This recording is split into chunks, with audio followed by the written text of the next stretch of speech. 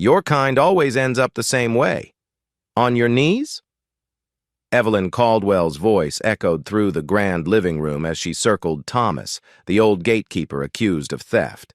She raised a leather crop high, ready to strike. Natalie Johnson stepped forward from the line of servants. "He didn't steal anything, and you have no right to do this." The crowd gasped. A black maid challenging the most powerful woman in the house? Evelyn's eyes turned to ice. "You dare speak to me? You've been here 3 weeks. You're nothing."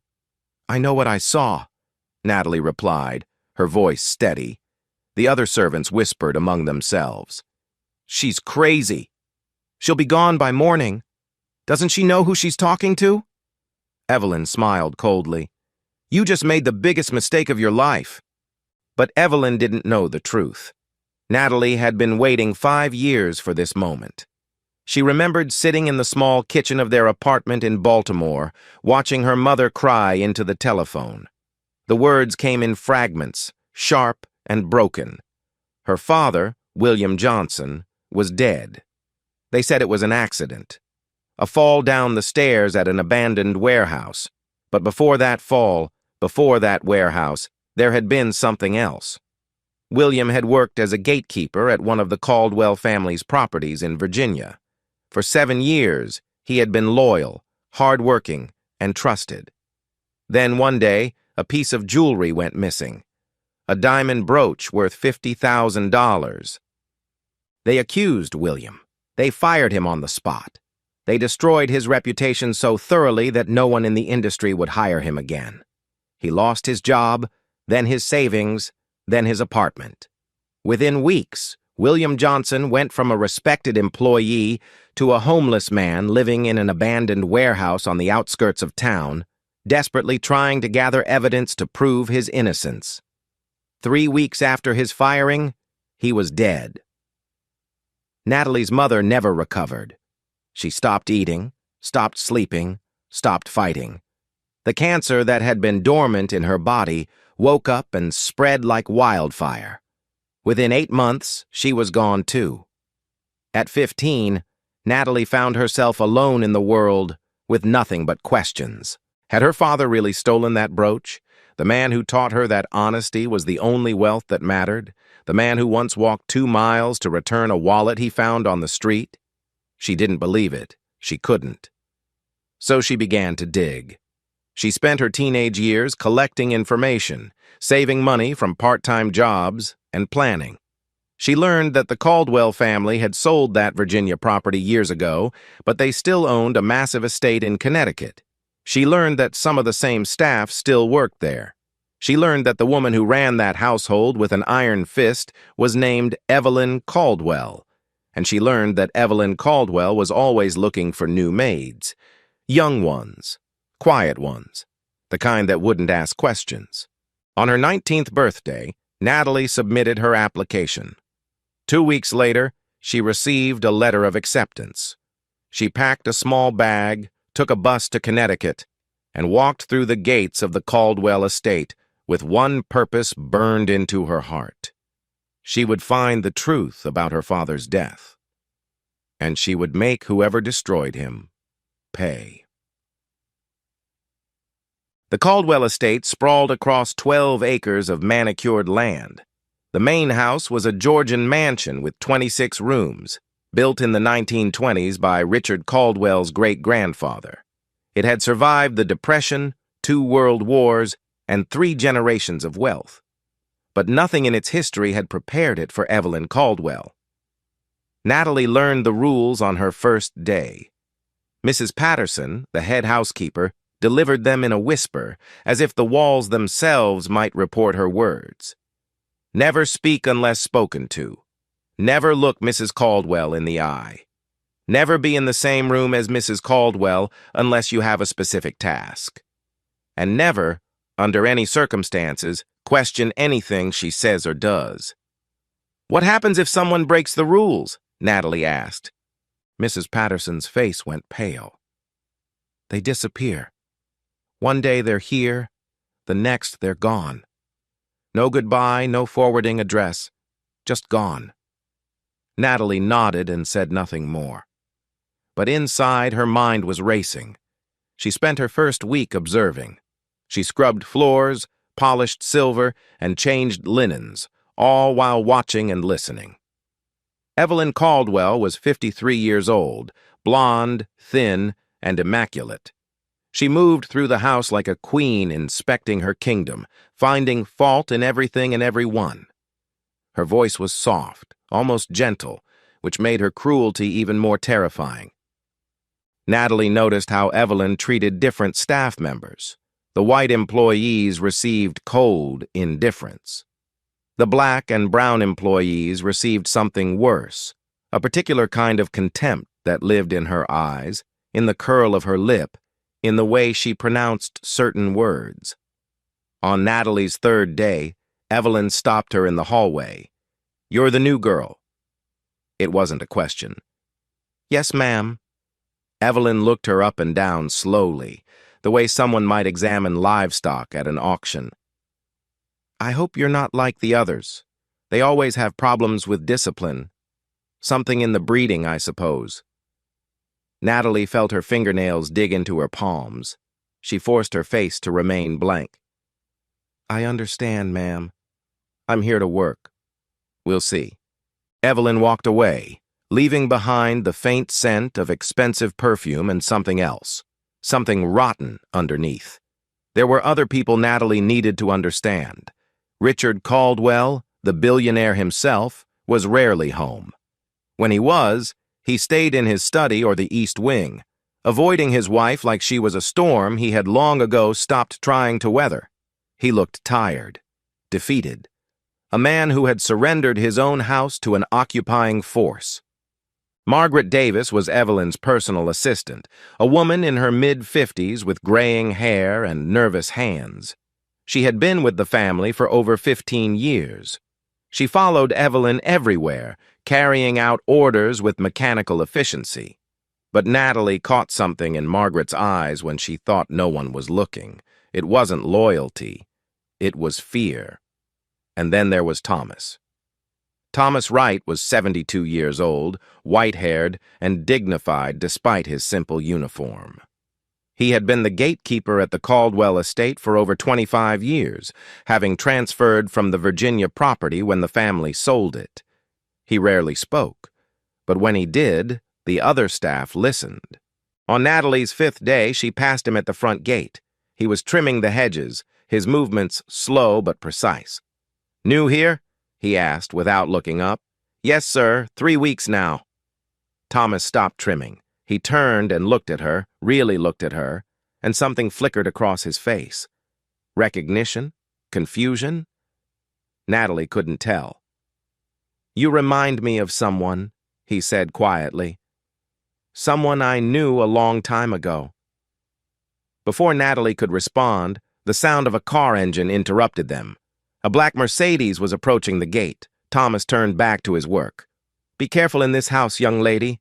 Not everything is what it seems, and not everyone survives." Natalie watched him open the gate, her heart pounding. He knew something. She was sure of it. The incident with Thomas happened on a Tuesday morning, 3 weeks after Natalie arrived at the estate. It began with a scream from the main house. Natalie was in the laundry room when she heard it, a sound so sharp and furious that it cut through the thick walls like a knife. She dropped the linens she was folding and ran toward the source. By the time she reached the grand living room, a crowd had already gathered. All the household staff stood in a rigid line against the wall, their faces pale, their eyes fixed on the floor. In the center of the room, Thomas knelt on the cold marble. His white hair was disheveled. His hands, those steady hands that had trimmed hedges and opened gates for decades, were shaking. Evelyn Caldwell circled him like a predator. "All these years," she said, her voice dangerously soft. "All these years I let you live in my house, eat my food, take my money, and this is how you repay me?" She held up a diamond bracelet, letting it catch the light. "This was in your cottage, Thomas, in your drawer. A bracelet worth $80,000, hidden among your socks like some cheap trinket." Thomas raised his head. His voice cracked when he spoke. "Mrs. Caldwell, I swear to you, I never took that bracelet. I don't know how it got there. Someone must have what? Planted it?" Evelyn laughed, a cold, brittle sound. "That's what they all say, isn't it? Every thief has an excuse. Every criminal has a story." She turned to address the line of servants. "Let this be a lesson to all of you. I see everything in this house. I know everything. And when someone betrays my trust, there are consequences." From behind her back, she produced a leather riding crop. The staff collectively flinched. "On your knees properly," Evelyn commanded. "Hands on the floor." Thomas obeyed, his dignity crumbling with each movement. Tears streamed down his weathered face. Natalie watched from her place in the line. Her heart hammered against her ribs. The scene before her was a mirror of something she had imagined 1,000 times. Her father accused of theft, stripped of his honor, broken before he was destroyed. This was how it happened. This was what they did to him. Evelyn raised the crop high above her head. No one moved. No one breathed. Natalie's feet carried her forward before her mind could stop them. She crossed the space between the line and the center of the room in 3 quick strides. Her hand shot up and grabbed Evelyn's wrist just as the crop began its descent. The leather weapon hung frozen in the air. The room went absolutely silent. Evelyn turned her head slowly, her ice-blue eyes meeting Natalie's dark brown ones. For a moment, neither woman moved. "What?" Evelyn whispered. "Do you think you're doing?" "Stopping you." Natalie's voice came out stronger than she expected. "You don't have the right to do this." "I don't have the right." Evelyn yanked her wrist free, her face contorting with disbelief. "Do you know who I am? Do you know who you're speaking to?" "I know exactly who you are." Natalie held her ground. "And I know what you're doing is assault. This is America, not your personal plantation." A collective gasp rippled through the servants. Margaret Davis, standing near the doorway, pressed her hand against her mouth. Evelyn's face flushed red. For a moment, she seemed unable to form words. Then her composure returned, colder and harder than before. "You're fired," she said flatly. "Get out of my house." "No," Natalie replied, her voice steady. The single word hung in the air like a challenge. Natalie turned to Thomas and extended her hand. "Get up, sir. You don't need to kneel for anyone." The old man looked at her hand, then at her face. Something passed between them, an understanding that went deeper than this moment. He took her hand and rose to his feet. "You," Evelyn hissed at Natalie, "have just made the biggest mistake of your life." "Maybe." Natalie finally released Thomas's hand. "But at least I can live with myself." She walked back to the line of servants and took her place as if nothing had happened. Her legs trembled beneath her uniform, but she kept her face perfectly still. Evelyn stared at her for a long moment. Then, without another word, she turned and swept out of the room, the leather crop still clutched in her white-knuckled grip. The staff remained frozen for several seconds after she left. Then, one by one, they dispersed, avoiding Natalie's eyes as they went. Only Thomas remained. He approached her slowly, his voice barely above a whisper. "Thank you, but you shouldn't have done that." "Someone had to." Thomas shook his head. "You don't understand. She won't forget this. She never forgets." He leaned closer, and his next words chilled her to the bone. "You look just like your father, and I'm afraid you might end up just like him too." The punishment began immediately. That same afternoon, Mrs. Patterson informed Natalie that her duties had been reassigned. She was removed from the main house and sent to the grounds crew. Her new responsibilities included cleaning the stables, emptying the garbage bins, and scrubbing the outdoor toilets used by the gardening staff. Natalie accepted the assignment without complaint. She knew what Evelyn was doing. The woman wanted her to quit, to break under the humiliation and walk away. That would be too easy, too clean. So Natalie scrubbed toilets, she hauled garbage, she shoveled horse manure in the blazing summer heat while wearing her thin cotton uniform. And she watched, she listened, she waited. The other servants avoided her like she carried a disease. They wouldn't meet her eyes in the hallways. They stopped talking when she entered a room. Fear was contagious in this house, and Natalie had become its newest carrier. Only one person still spoke to her. Thomas found her behind the stables on her third day of punishment. She was sitting on an overturned bucket, eating her lunch alone. He sat down on a hay bale nearby. "You're William Johnson's daughter," he said. It wasn't a question. Natalie stopped chewing. "How did you know?" "I worked with your father at the Virginia property, before the family sold it and I transferred here. He was my friend." Thomas's voice grew heavy with memory. "When I saw you walk through that gate 3 weeks ago, I thought I was seeing a ghost. You have his eyes, his walk, even that stubborn set of your jaw. Did you know what they did to him?" Thomas nodded slowly. "I know what they said he did. Stole a diamond brooch. Got fired. Died in an accident a few weeks later." He met her eyes. "But I also know your father was the most honest man I ever met. He wouldn't steal a penny if he was starving." Natalie felt her throat tighten. "It wasn't an accident, was it?" "No." Thomas looked around to make sure they were alone. "There's something you need to understand about this family, about Mrs. Caldwell. She doesn't just fire people, she destroys them. She makes examples of them." "Why? Why would she do that to my father?" Thomas hesitated. The question seemed to cause him physical pain. "Your father found something, documents, financial records that showed the Caldwells were involved in some kind of tax fraud. Mrs. Caldwell asked him to burn them. He refused. He said he wouldn't be part of a crime." Natalie's hands clenched into fists. "So she framed him. She planted that brooch in his locker. Had him fired publicly, made sure everyone knew he was a thief.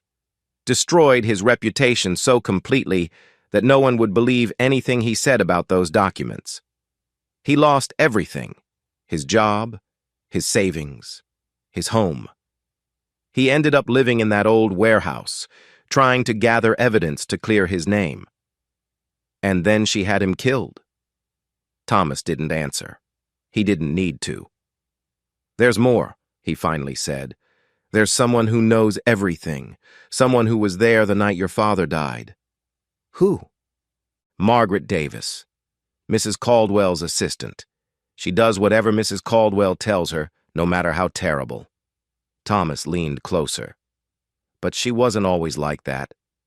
Something happened to her, something that gave Mrs. Caldwell power over her.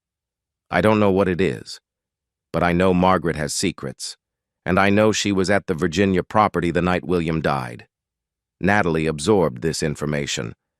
Margaret Davis, the nervous woman with the gray hair and the frightened eyes. "Why are you telling me this?" she asked. Thomas stood up, brushing hay from his pants.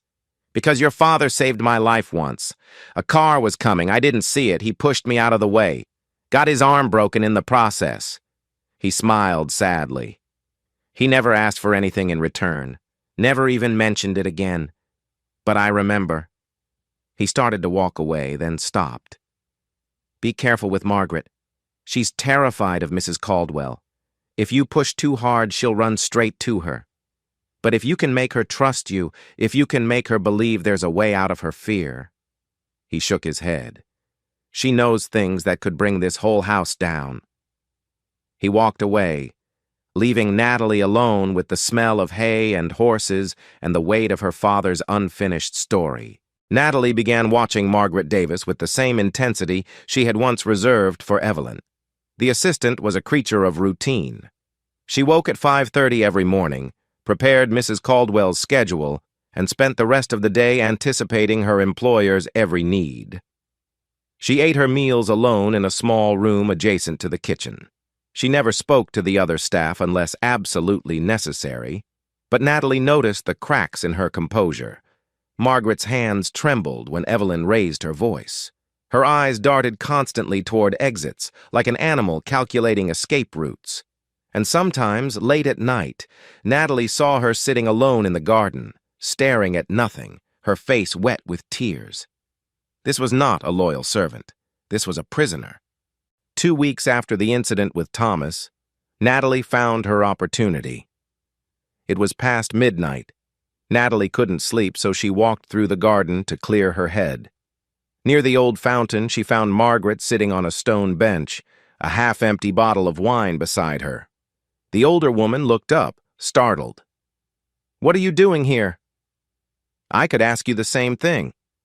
Natalie sat down on the bench, leaving space between them. "Couldn't sleep either?" Margaret laughed bitterly. "I haven't slept properly in 15 years. She took a long drink from the bottle. "You should go back inside. If she catches you talking to me, it'll be worse for both of us. I'm already scrubbing toilets. How much worse can it get?" Margaret's expression shifted.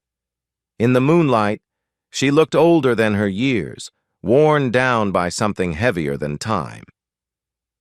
"You don't know her," Margaret whispered. "You don't know what she's capable of." "I think I do." Natalie kept her voice gentle. "I think you know exactly what she's capable of. I think you've seen it firsthand." Margaret's hand froze halfway to the bottle. "What are you talking about?" "My father's name was William Johnson.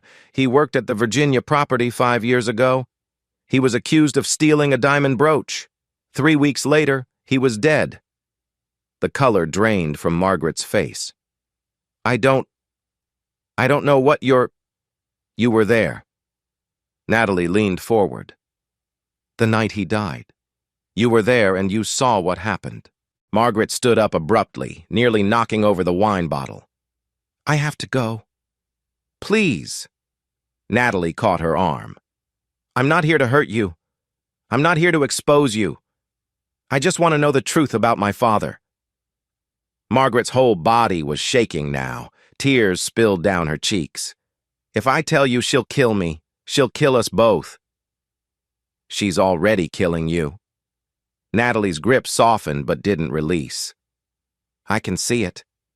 Every day she takes another piece of you. How long until there's nothing left?" The question hung in the night air. Margaret stopped struggling. 15 years ago, she said, her voice barely audible. "I was arrested for check fraud. I was desperate, stupid, trying to support my family after my husband left. I served 6 months in prison. When I got out, no one would hire me. Then Mrs. Caldwell found me." She sat back down heavily. "She said she'd give me a job, a good job, a chance to start over. All I had to do was be loyal, completely, absolutely loyal, no matter what she asked." Margaret wiped her eyes. "I didn't know what that would mean. I didn't know what I was signing up for." "And my father?" Margaret closed her eyes. "He found documents about the family's finances, tax fraud, embezzlement, offshore accounts, millions of dollars hidden from the government. Mrs. Caldwell asked him to destroy them. He said no. He said he'd go to the authorities." "So she framed him?" "She had me plant the brooch in his locker. She made me write the anonymous tip to the estate manager." Margaret's voice cracked. "Your father was escorted off the property like a criminal. He kept saying he was innocent, but no one believed him. No one wanted to believe him. And the night he died?" Margaret took a shuddering breath. 3 weeks later, Mrs. Caldwell sent 2 men to deal with him. I drove them to the warehouse where he was staying. I waited in the car. I heard—" She stopped, unable to continue.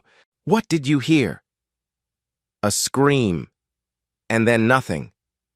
Margaret looked at Natalie with devastation in her eyes. "When they came back, one of them was wiping blood off his hands. They told me it was handled. They told me if I ever said a word to anyone, I'd end up the same way." Natalie felt something cold and hard settle in her chest. She had suspected. She had known. But hearing the words, having confirmation that her father had been murdered by this woman's orders, it was different than imagining it. The bracelet they found in Thomas's drawer last month, Natalie said slowly. You planted that too. Margaret nodded miserably. She ordered me to. Thomas knows too much about the family history. She wanted an excuse to get rid of him. And you were going to let an innocent man be destroyed. Again. I didn't have a choice. Margaret grabbed Natalie's hands. You have to believe me. I never wanted any of this. I'm not a bad person. I'm just so afraid. Natalie looked at the broken woman before her. She wanted to hate her. She wanted to scream at her for her role in her father's death. But she saw something else, too. Another victim of Evelyn Caldwell's cruelty. You have a choice now, Natalie said quietly.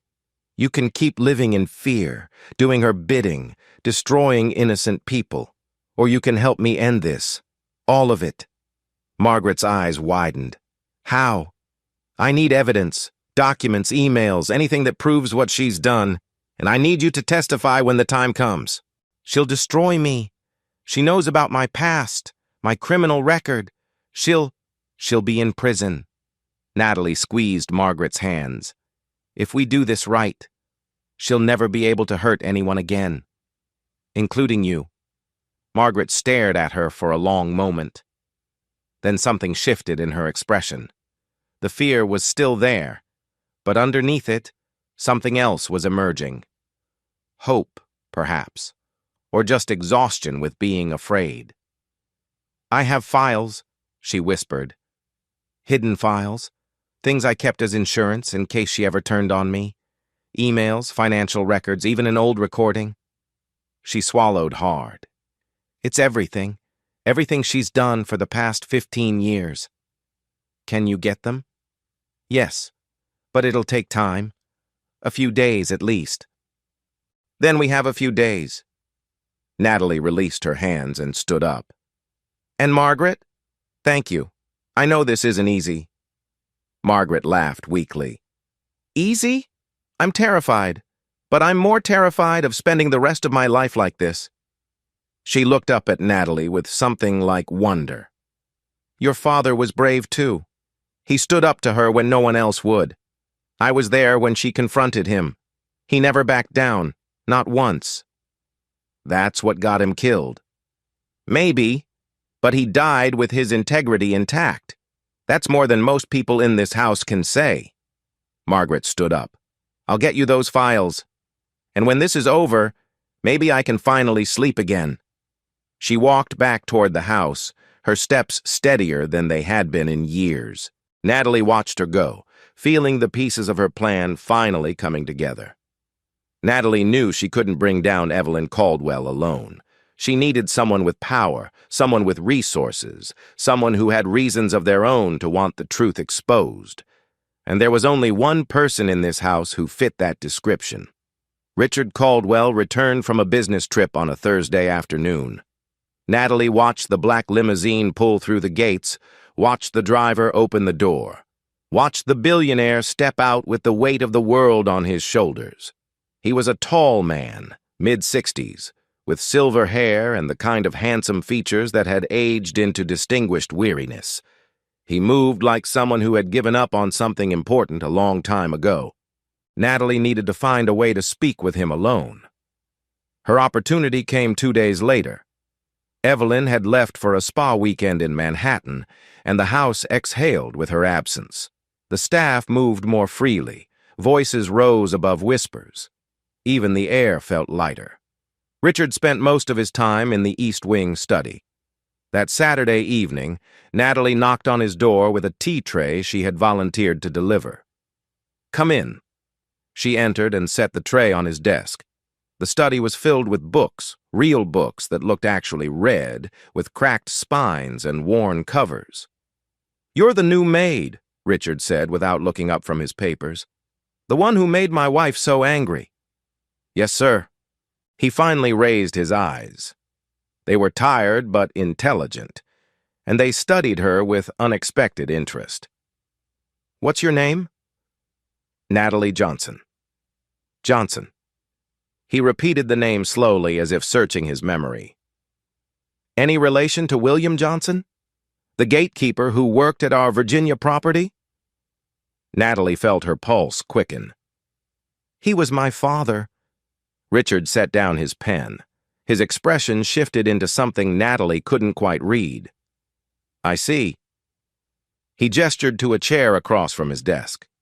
Sit down, Miss Johnson. I think we have a great deal to discuss. Natalie sat.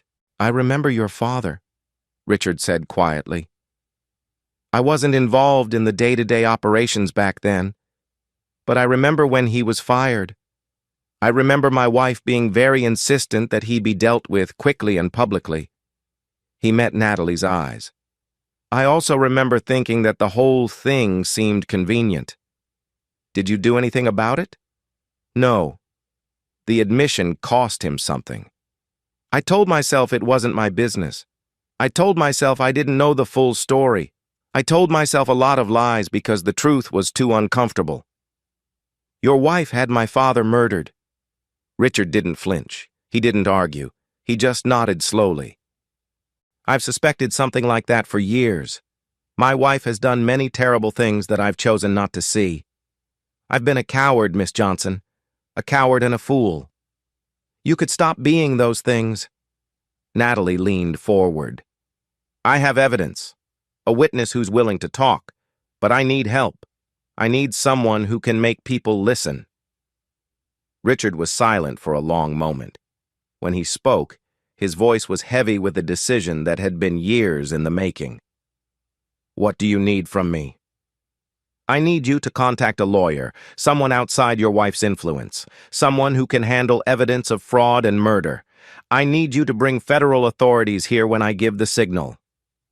And when will that be? When I have a confession from your wife's own mouth. Richard stood and walked to the window. He looked out at the manicured grounds, the empire his family had built, the prison it had become. My wife is a monster, he said finally. I've known it for years. I've enabled it for years. I told myself that as long as I didn't look too closely, I wasn't responsible. He turned back to Natalie. I was wrong, and it's time I did something right for once in my miserable life. He extended his hand.